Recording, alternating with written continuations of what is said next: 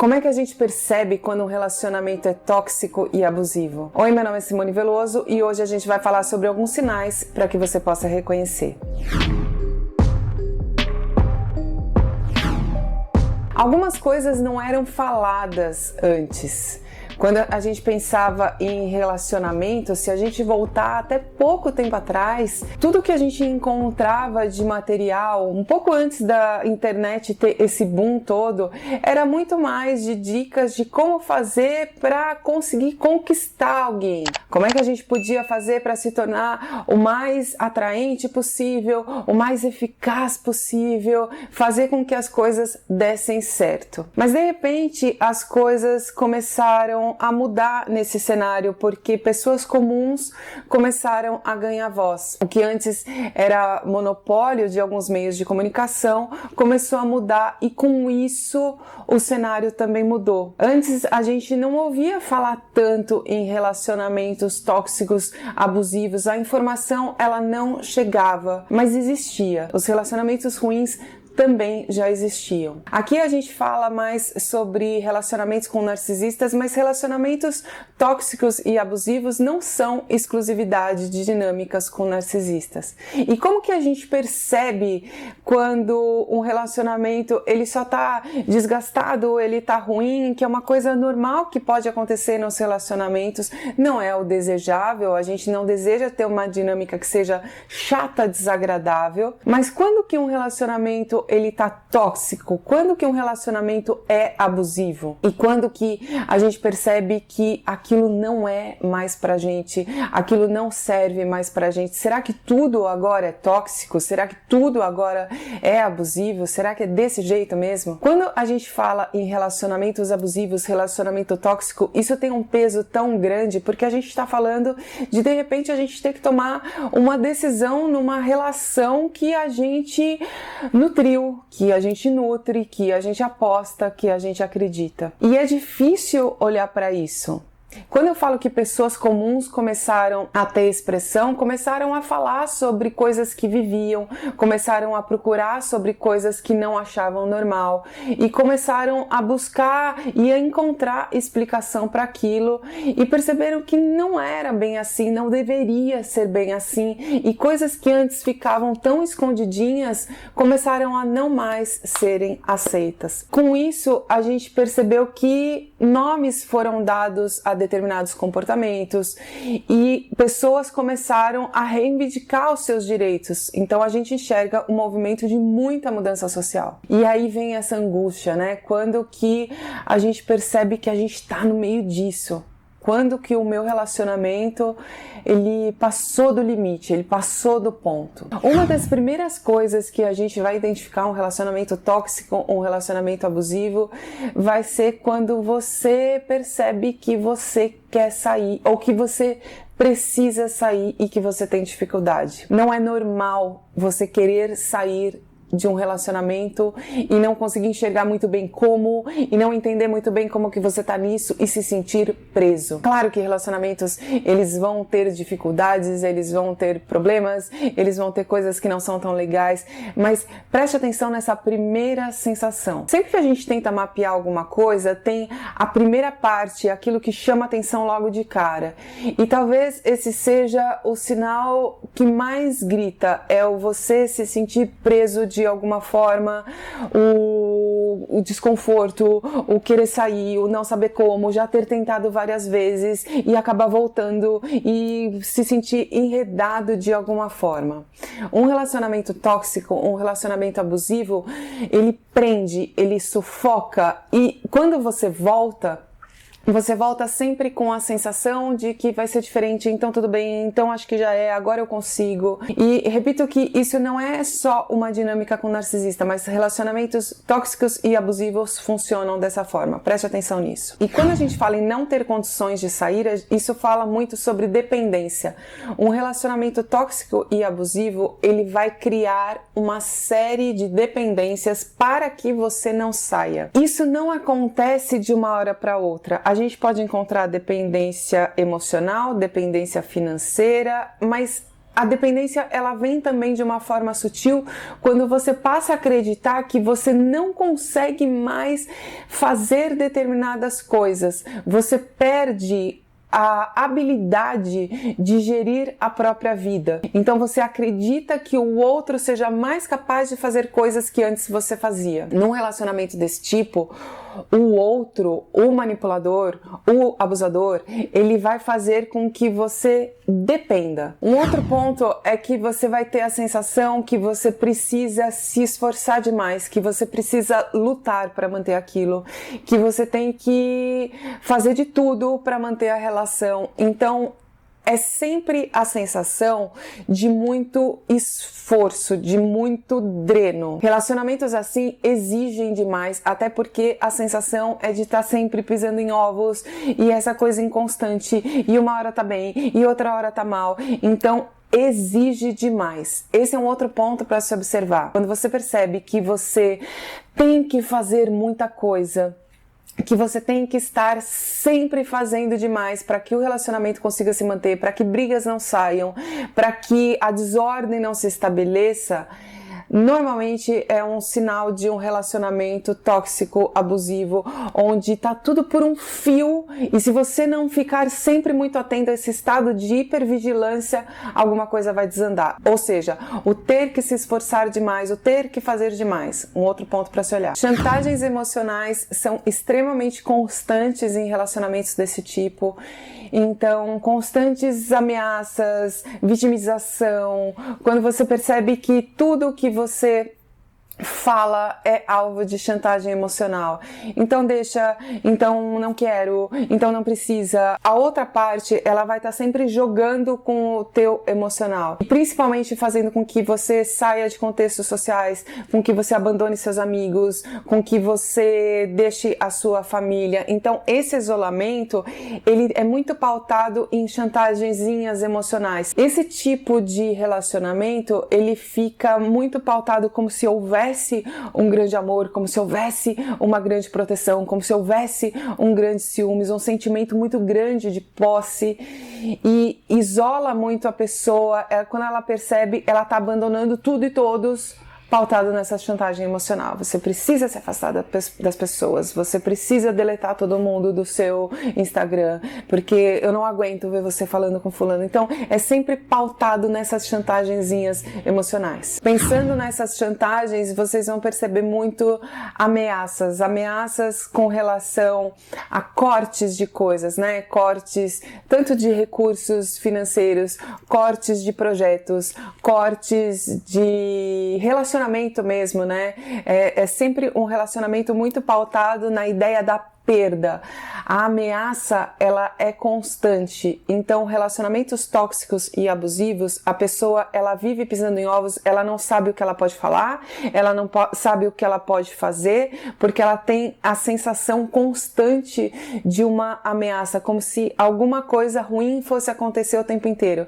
Você sabe que você não pode fazer determinada coisa, porque, não, se eu fizer isso, é melhor não, já sei como funciona, ele vai ficar bravo, ela vai ficar brava, isso não vai dar certo, melhor eu nem tentar, não vou me meter nisso. Essa sensação constante de ameaça também é um outro sinal muito forte. Mentiras são extremamente constantes, e quando a gente fala em mentiras, isso é muito abrangente.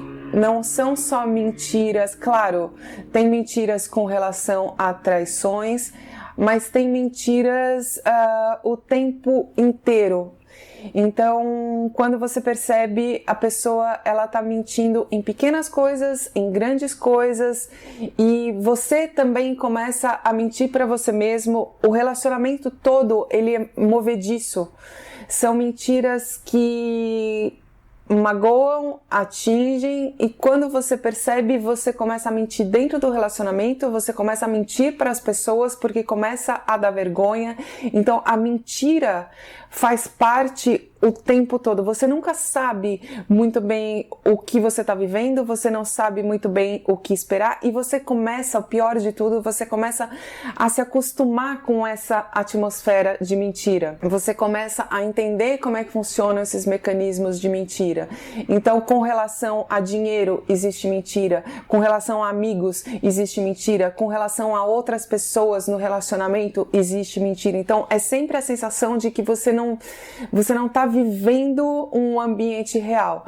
Mas o mais complicado é que você se acostuma de alguma forma a viver dentro disso e passa a mentir também, principalmente mentir para outras pessoas, porque é tão desconfortável, é tão vexatório que você, para suportar isso, né, para sustentar isso de alguma forma, você também passa a mentir, porque é muito incômodo viver assim. Claro que um relacionamento desse tipo vai fazer com que a pessoa perca muito a autoconfiança, que ela perca a autoestima, né? Que ela tenha uma baixa de autoestima. E isso vai fazer com que a gente volte para aquele primeiro ponto, que vai fazer com que a pessoa se torne cada vez mais dependente. Então, um relacionamento desse tipo, ele é um mecanismo inteiro que gira em torno da dependência. Quando a gente fala numa relação tóxica, é onde a pessoa ela começa a não enxergar saída, porque claro, existe uma desvalorização, existe uma dependência, existe um medo da perda e a pessoa ela sempre vai estar com a sensação de que se ela sair vai ser infinitamente pior. Uma coisa muito importante é o controle que existe nesse tipo de relação, né? Possessividade, excesso de ciúmes. Então, que isso num primeiro momento parece que é uma coisa bonitinha, parece que é uma coisa bacana, porque traduz da ideia de que você está sendo amado, que você está sendo amada, mas na verdade a pessoa ela está te controlando. Então quando você percebe, você se afasta de todo mundo e você passa a acreditar que por ser o jeito da pessoa e pelo amor da pessoa ser desse jeito, expresso desse jeito, não tem importância se você for se afastando dos amigos e tudo bem se você deixar de fazer o curso que você quer, e tudo bem se você se afastar um pouco da sua família, e tudo bem se você deixar ali as suas senhas das suas redes sociais, e tudo bem se essa pessoa mudar o seu jeito de vestir, mudar o seu jeito de falar, porque isso tudo vai dar mais segurança para outra pessoa, como se fossem coisas simples que você pudesse fazer para que essa pessoa se sentisse mais segura e tivesse confiança no seu amor, em tudo que você sente. Então essas concessões que a pessoa vai fazendo dentro do relacionamento, na verdade falam muito sobre posse, sobre moldar o outro. Então, quando você percebe, você está numa relação onde você perde a sua identidade e isso tudo pautado na ideia de que você está deixando o outro seguro, que você está deixando o outro confortável. E aí, claro, a gente fala sobre a falta de privacidade, porque já que a gente está falando de posse e de ciúmes, privacidade é uma coisa que absolutamente não existe. E já que a pessoa não tem nada a esconder e não tem problema, e isso vai deixar o outro seguro, quando você percebe, você não tem mais direito a ter conversas privadas, você não tem mais direito a ter, como eu disse, as tuas redes sociais, enfim, você vive só em torno desse relacionamento e na ideia de manter a outra pessoa segura e confortável. Essa ideia de manter a pessoa sem qualquer desconforto, né, como se você estivesse lidando com alguém que tivesse uma baixa autoestima, tivesse problemas de afirmação, vai fazendo com que você perca cada vez a sua liberdade, o seu direito a ter amigos, a fazer coisas que você gostaria e criando, intensificando cada vez mais a dependência que você tem, porque os seus momentos de lazer e de interação acabam sendo só dentro do relacionamento. Eu trouxe isso aqui porque, na verdade, quando a gente fala, óbvio, né, quando a gente fala em relacionamento com narcisista, isso quer necessariamente dizer um relacionamento abusivo, não tem como. Mas tem muitas pessoas que acabam buscando por informação sobre relacionamentos que não necessariamente estão vivendo isso num ciclo de abuso narcisista e podem se identificar, e isso necessita de ajuda da mesma forma.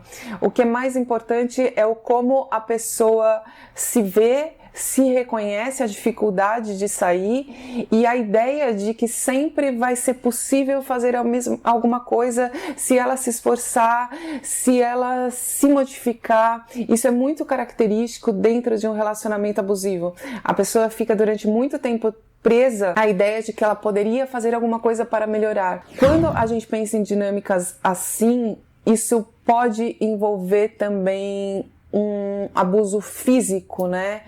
E que pode começar de uma forma muito sutil, são brincadeiras que são mais agressivas, que se confundem com intimidade, essa agressão verbal e que depois passa também para agressão física, e quando vê, a coisa fugiu completamente do controle.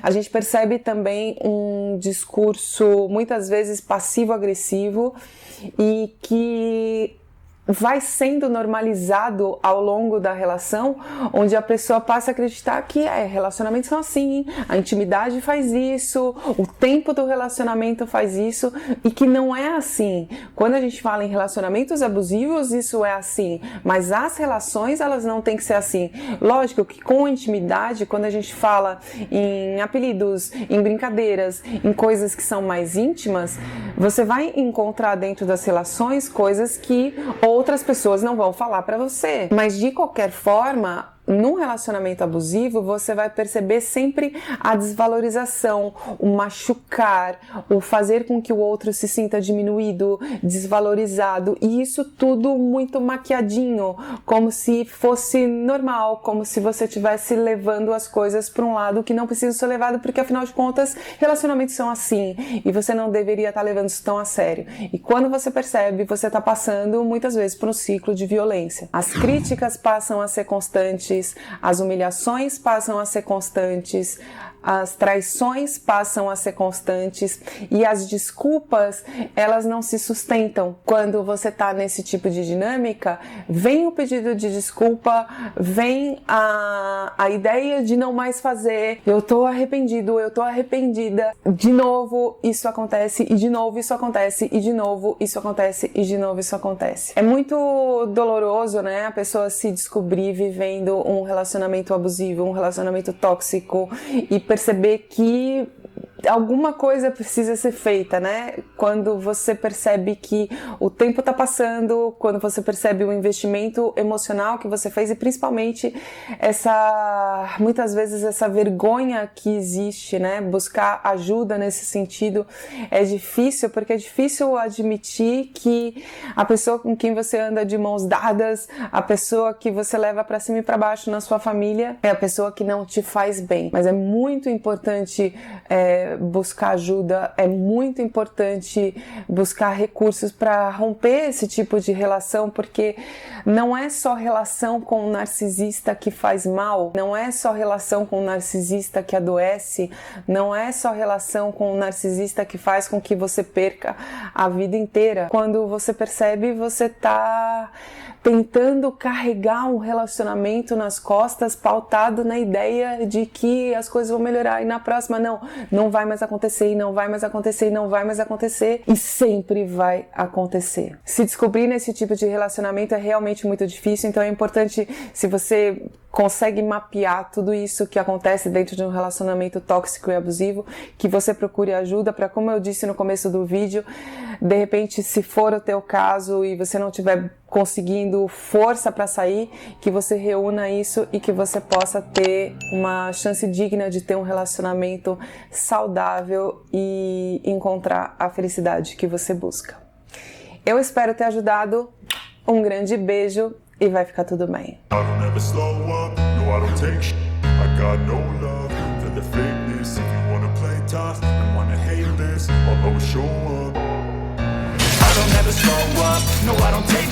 I got no love for the fakeness. If you wanna play tough and wanna hate this, I'll always show up and make a statement. I don't ever slow up, no I I don't take shit. I got no love for the fakeness. If you wanna play tough and wanna hate this, I'll always show up.